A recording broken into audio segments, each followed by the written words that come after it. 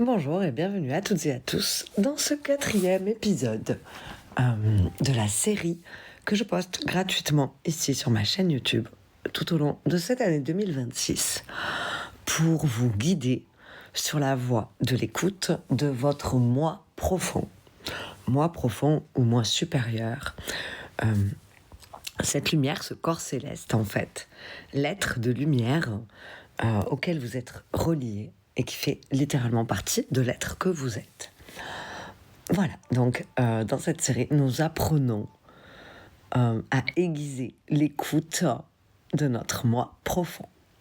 Et ici aujourd'hui, dans l'épisode numéro 4, nous allons parler de cette notion du temps, de la perception que nous nous faisons du temps pour en faire un allié. Parce que le temps, finalement, il nous met souvent la pression.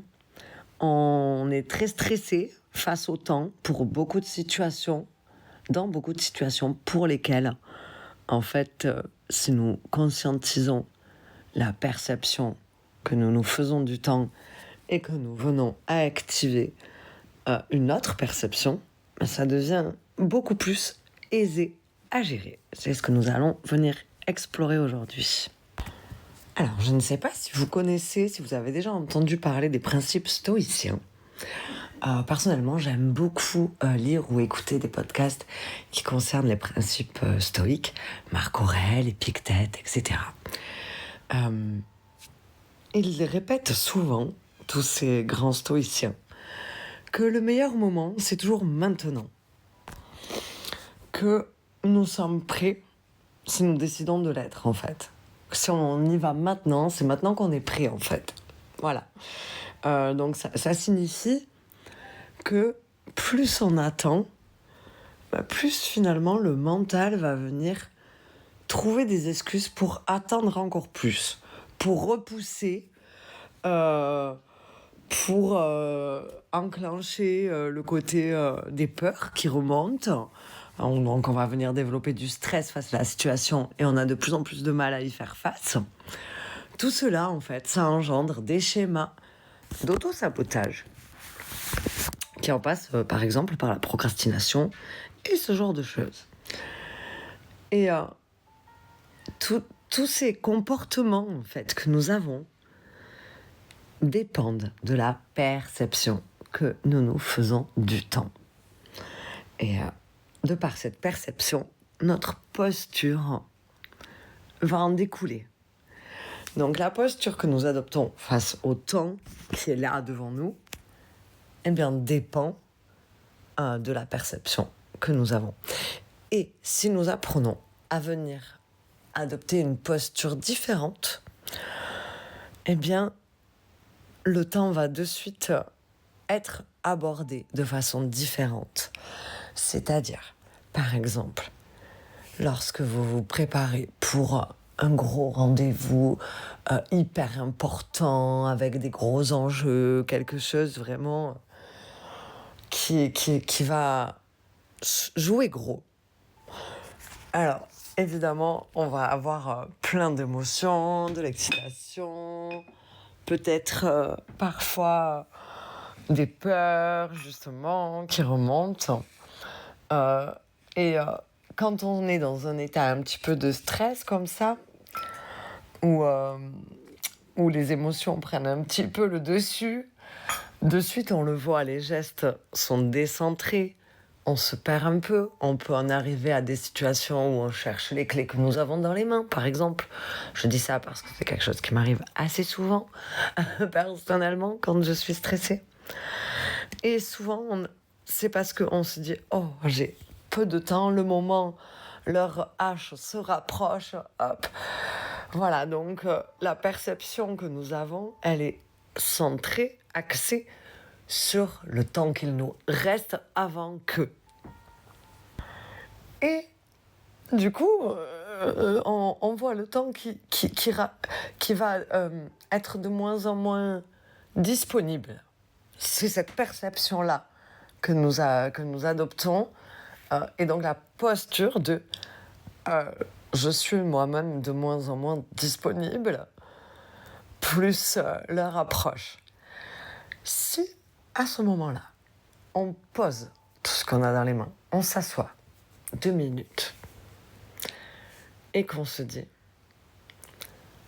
j'ai encore tant de temps, il pourrait me rester que 5 minutes, j'ai encore 10 minutes et je m'accorde 2 minutes, je m'accorde le luxe de prendre 2 minutes pour simplement visualiser là, maintenant, où j'en suis, qu'est-ce qu'il me reste à faire, et avant de ce fameux rendez-vous, et pourquoi pas prendre 1 minute de plus pour visualiser mon rendez-vous, me visualiser moi dans une posture sereine, confiante. Rien que ça, cette petite astuce de venir s'offrir le luxe, de prendre le temps de s'asseoir, ça va tout changer. Donc peut-être que le secret, ce n'est pas de chercher à contrôler le temps, mais à l'écouter, à l'observer et à venir en fait se caler sur ce rythme. Comme un petit peu le rythme d'une musique. Quand on veut venir danser sur cette musique, eh ben, hop, on prend le temps d'écouter le rythme. Et quand on ressent ce rythme dans notre corps, eh ben, on y va. Voilà, c'est un petit peu ça. On peut le voir comme ça. Donc l'idée, ça va être d'apprendre à observer, sans juger ni chercher à comprendre, la fluidité du temps. À venir sentir comment il s'étire en concentration, comment il s'élargit dans la présence, comment il se fige quand on résiste. Prendre conscience de l'état, en fait, l'état, les faits qui sont là, tout simplement, sans juger ni chercher à comprendre, pour venir naviguer avec ça. C'est vraiment l'idée. Si par exemple, vous êtes en retard dans la voiture, partez au travail, vous êtes en retard, dans 99,999% des cas, lorsque nous sommes en retard comme ça, qu'est-ce qui se passe ? On court à la voiture. Alors quand on court à la voiture, personnellement, je suis la reine pour faire tomber mon sac ou un truc ou un autre, recourir derrière pour le ramasser, recourir à ma voiture. Au final, le temps que j'ai mis à courir, à ramasser mes affaires, à pas faire attention à ce que j'ai dans les mains, parce que je me concentre à courir sur mes pieds, j'aurais marché jusqu'à la voiture, j'aurais mis le même temps et j'aurais mon système nerveux qui serait en plus calme au moment où je mets la clé dans ma portière, au lieu d'être déjà toute stressée à même pas réussir à mettre la clé correctement dans ma portière. Vous voyez ce que je veux dire ? Voilà. Lorsqu'on est coincé dans un embouteillage, on va se dire « Ah, mais j'ai pas beaucoup de temps, je suis stressée, nanana ». Si on se dit « Bon, l'univers, il décide que je prends 2 minutes pour me concentrer sur ma respiration. Est-ce que ma respiration, elle se situe dans le haut de mes poumons, dans le bas de mon ventre ? L'embouteillage, il est beaucoup moins stressant. Beaucoup moins stressant. Et nous paraît passer beaucoup plus vite. Donc c'est finalement venir un petit peu électrifier la perception, la court-circuiter pour la changer, tout simplement. Et donc ça en passe par plein de petites astuces de ce genre-là. Finalement, on peut se dire, et si le temps, c'est pas mon ennemi, mais c'est mon miroir. Alors qu'est-ce que ça me montre ? Qu'est-ce que le miroir me reflète par rapport à la vie, ma propre évolution intérieure, qu'est-ce que ça me reflète par rapport à l'espace que je m'accorde, l'espace que j'accorde aux autres choses qui m'entourent, l'importance du coup que je donne à ces choses-là par rapport à l'espace que je leur définis, que je leur laisse, n'est-ce pas ? Finalement, le temps, c'est un reflet de la perception que nous faisons et des comportements que nous choisissons d'adopter face à cette perception. Alors, j'ai mon petit chat qui est venu avec moi. Donc, il est possible que vous entendiez ses ronronnements. Parce qu'il adore lorsque sa maman parle comme ça. Pour expliquer un petit peu toutes ces choses passionnantes, n'est-ce pas? Ben oui. Alors, la subtilité qui est importante à venir intégrer et pas évidente, hein, ça c'est vrai, je le conçois, c'est que, en fait, le temps et l'espace sont à considérer comme une seule et même chose. C'est une seule et même dimension. Et nous, de notre point de vue d'être humain, nous séparons le temps et l'espace, mais en fait, c'est qu'une seule et même chose sur le plan quantique. Sans le temps, l'espace n'existe pas. Pourquoi le temps existe? Pourquoi le temps, entre guillemets, la dimension du temps a été créée? Eh bien, parce que dans la matière, nous sommes donc sur un plan terrestre où, en tant qu'être humain, fait de matière, pour nous déplacer d'un point A à un point B, eh bien, nous devons marcher, déplacer notre corps de matière de ce point A à ce point B. Donc, eh bien, la distance entre le point A et le point B définit un espace, et pour cela, il y a un temps qui définit la durée de déplacement. C'est par rapport à ça, en fait, que nous pouvons venir prendre conscience que le temps et l'espace, c'est la même chose. Voilà. Donc évidemment, c'est à envisager sous plusieurs formes, sous plusieurs angles, et petit à petit, venir prendre conscience et intégrer ça.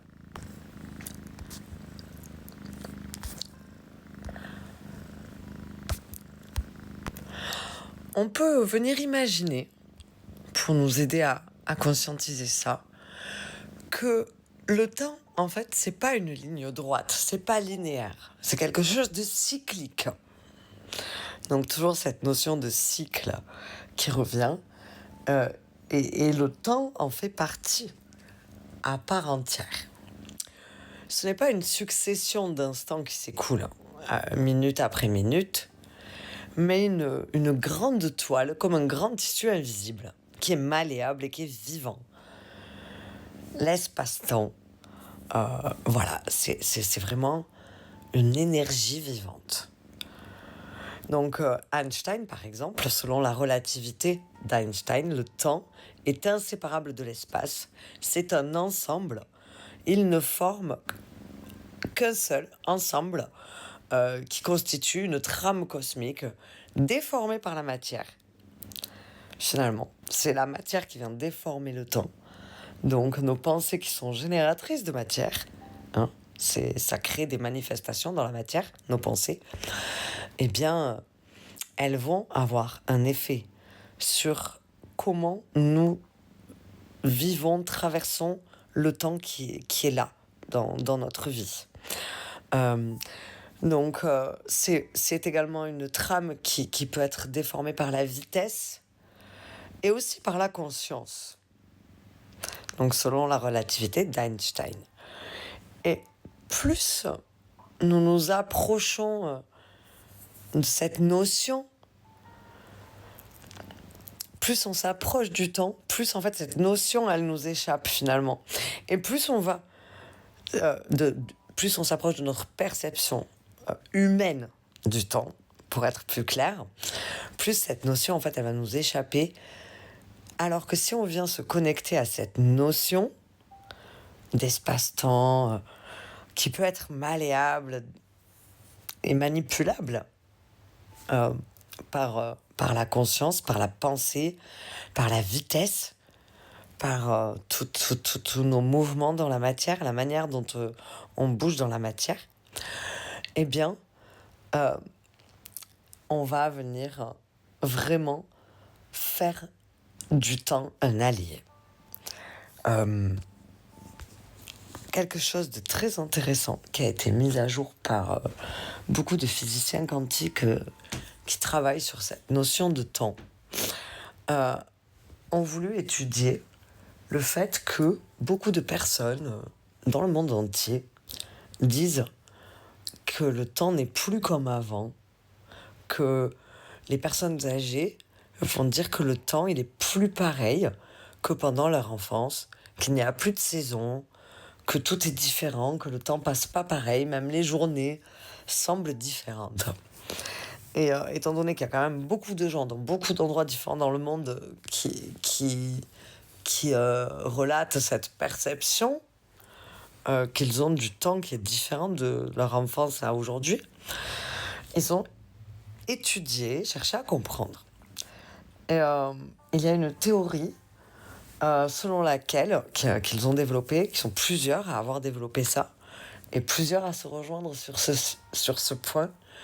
Donc cette théorie dit qu'en fait, nous avons inventé les voitures, nous avons inventé les avions, nous avons inventé beaucoup de moyens de déplacement pour aller plus vite.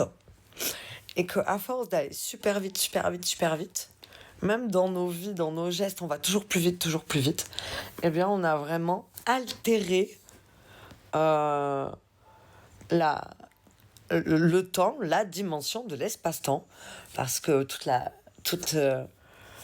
tous les humains sont reliés et ont un effet sur la planète et le champ quantique. Et donc, la rapidité d'être toujours dans ce mouvement, d'aller vite, a fini par déformer la toile du temps.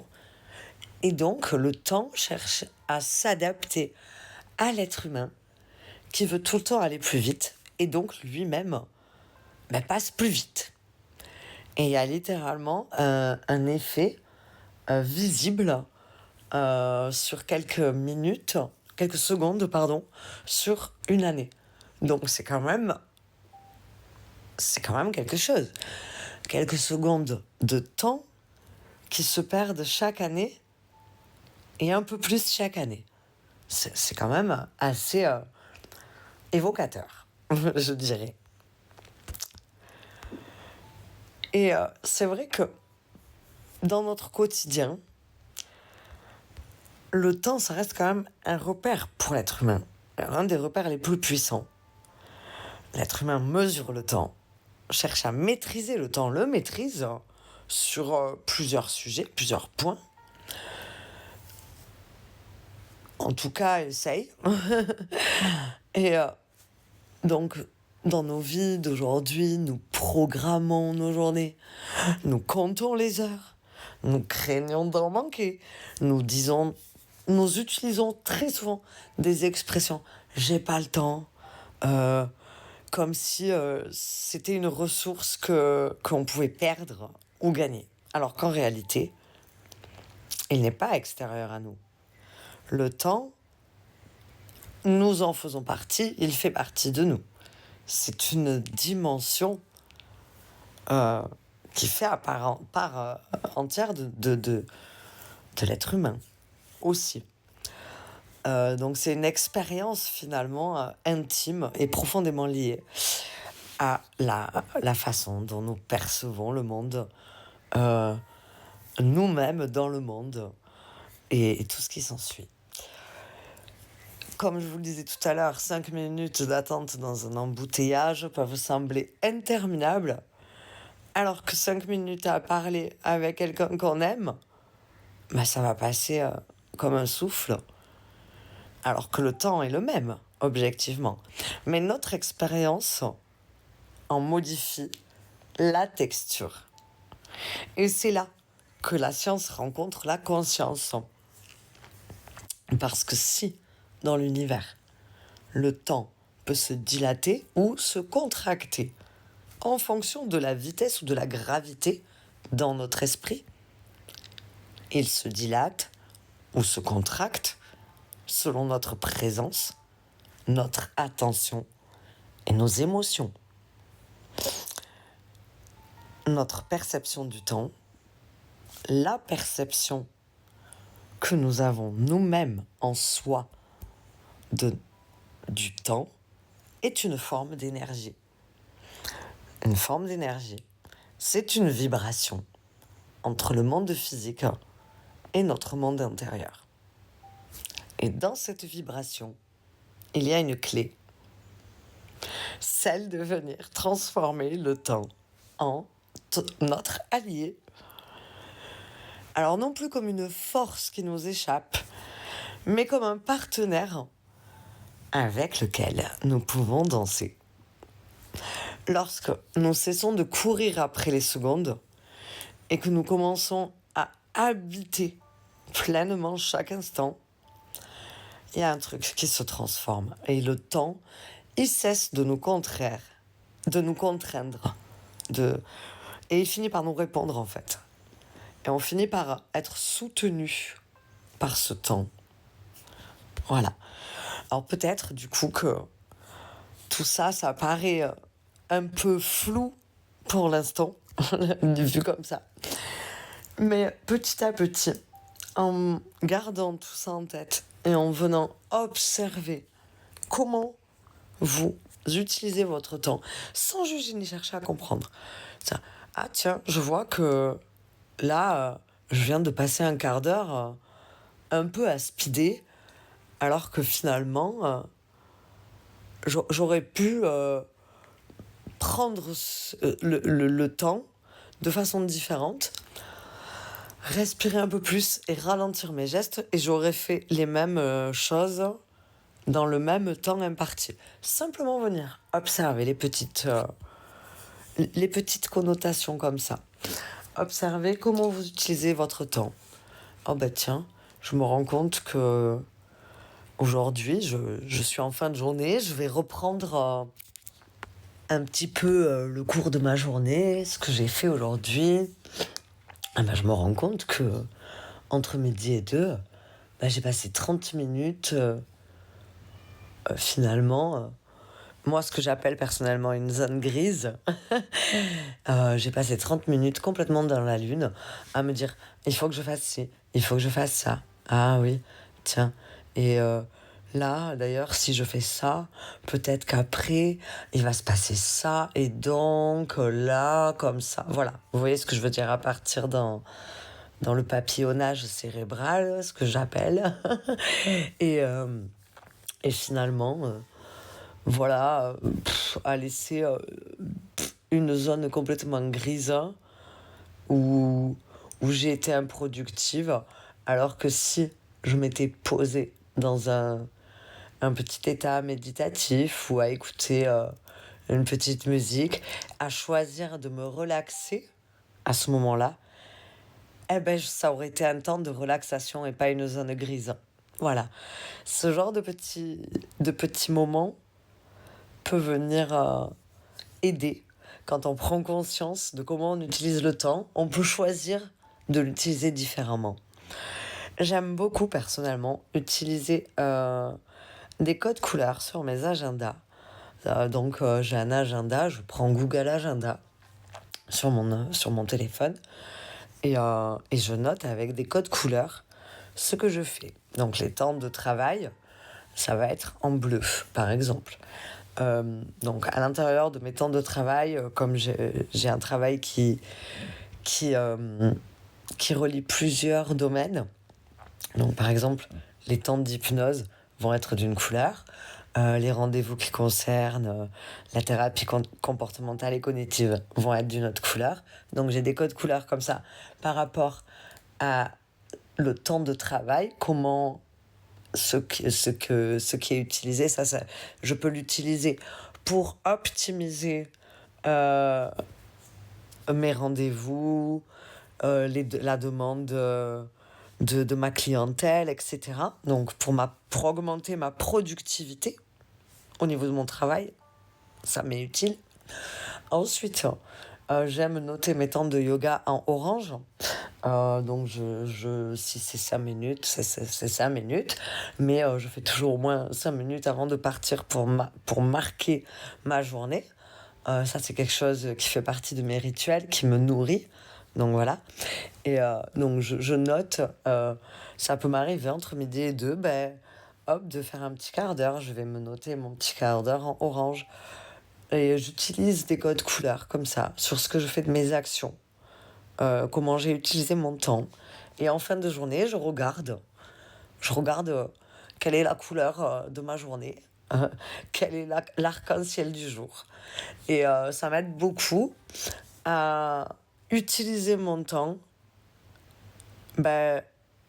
pour me rendre productive, mais aussi pour optimiser mon bien-être. Voilà. Donc ça, c'est quelque chose que j'utilise beaucoup.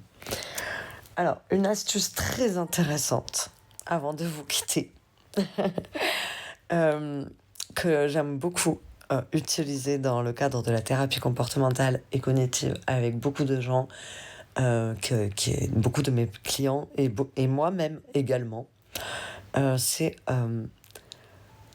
de venir ralentir les gestes, m'obliger à ralentir d'un petit cran. Par exemple, lorsque je fais des courses, souvent je prends le chariot, je suis lancée, hop. Et je m'oblige à ralentir un petit peu. Lorsque je suis devant les fruits et légumes, je m'oblige à prendre une respiration de plus avant de changer de fruits et légumes. Je prends le temps de sentir les pas que je fais, etc. Tout ça, ce genre de petites choses, je regarde mon heure à la fin des courses, j'ai pas mis plus de temps. C'est ça qui est fou. Et la perception que j'ai des courses que j'ai faites est complètement différente. Et surtout, sur ma continuité après les courses, je me sens vachement cool. J'ai pas l'impression d'être pleine de charge mentale. Et voilà, c'est très très libérateur. Donc plein de petits trucs et astuces comme ça qu'on peut adopter dans notre quotidien. Bien évidemment, dans 15 jours, je poste la séance d'affirmation positive. Et entre-temps, il y aura bien sûr la semaine prochaine et la dernière semaine des petites vidéos soutien, appui, pour venir faire du temps un allié hors pair. En ce moment, je propose un programme qui s'appelle Résilience lumineuse, qui est un programme sur 33 jours. Donc 33 newsletters à raison de une par jour. On peut avancer vraiment à notre rythme. Tu peux vraiment avancer à ton propre rythme. Et je t'accompagne également via un contact Telegram ou WhatsApp si tu choisis de participer à ce programme Résilience lumineuse. Donc, c'est un programme qui est conçu vraiment pour avancer tranquillement à son rythme et aisément, grâce à ces petites newsletters qu'on reçoit une fois par jour, sur 33 jours, avec un cahier de suivi qui est également offert avec le programme, un cahier de suivi en évolution personnelle, en avancement personnel, tout en version PDF et imprimable, et des petites vidéos qui sont postées ici sur YouTube pour ceux qui participent à ce programme, pour venir conscientiser, aller plus loin dans le développement personnel et dans la grandeur de ta propre résilience. Si tu veux plus d'informations, je mets dans la description tous les liens nécessaires afin de venir prendre contact et en savoir un peu plus. Ce programme est à 33 €. J'ai voulu concevoir quelque chose qui est à raison de 1 € par jour, de façon symbolique, sur 33 jours. Donc, pour vraiment ancrer toute cette résilience lumineuse dans ton système nerveux. Si ce n'est pas déjà fait, je t'invite évidemment à t'abonner à ma chaîne. Ça te permettra de recevoir tous les épisodes à venir sur toute l'année 2026. Et je te souhaite une belle journée et je te dis à bientôt.